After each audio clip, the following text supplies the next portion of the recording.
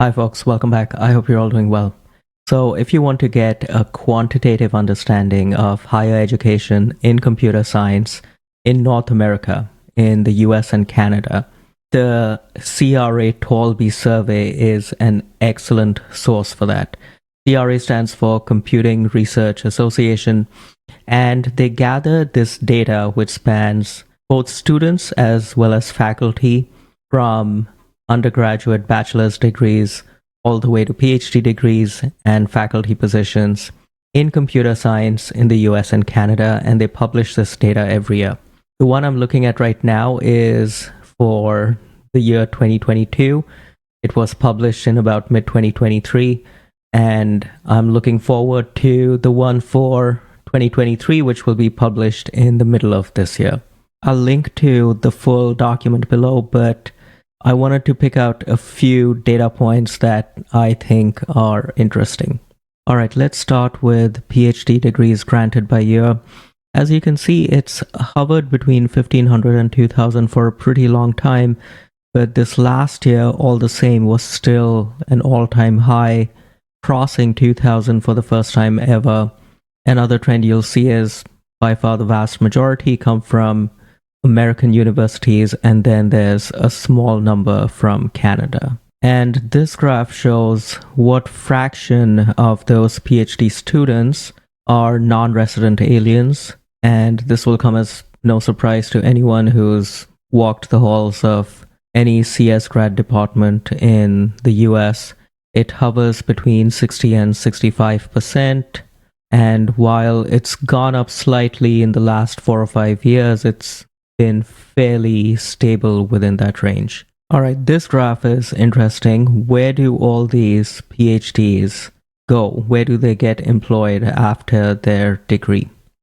And what you see is that aside from this inversion for 2 years around 2002 and 2003, the vast majority end up going to industry.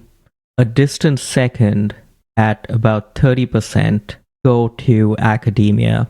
Around 60% go to industry. Again, this is not a surprising statistic, but it's good to have hard numbers around it. And if you're among that 30% that wants to go to academia, by far the most prized position is to go into a tenure track faculty position. And here are some hard numbers around how many of those there actually are. If you look at public CS schools, about 330, private CS schools, it's about 120. So just about 450, 460 tenure track openings compared to the nearly 2,000 graduates, or actually more than 2,000 graduates of doctoral programs. And so this chart that shows that more than 60% go to industry is not really a surprise.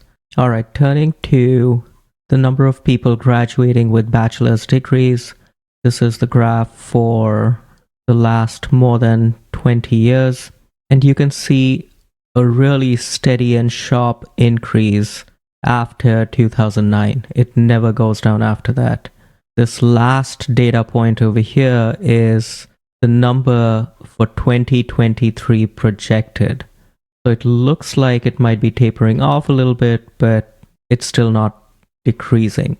And it stands at just under 40,000 bachelor's degrees per year. If you go back towards an earlier stage of the pipeline and look at how many undergrads picked computer science or computer engineering as their major earlier in their degree, you'll see this sharp uptick going from 2021 to 2022, where for the last 4 years it was more or less constant at 40,000 per year, and it jumped to, looks like, almost 47, 48,000 during the year 2022. There's some interesting data around the salaries for various ranks of tenure track professors, assistant, associate, full professor, and what percentile their salaries are at. Note that these are 9-month salaries because they're not paid during the summer when the university is closed. So overall, a treasure trove of data about CS higher education in North America. It really should be required reading for anyone who is considering doing either an undergraduate or a graduate degree in computer science or computer engineering. I'll link to the full thing below. And I hope that was useful. If you like content like this, please like the video, consider subscribing, and I will see you next time. Thank you very much.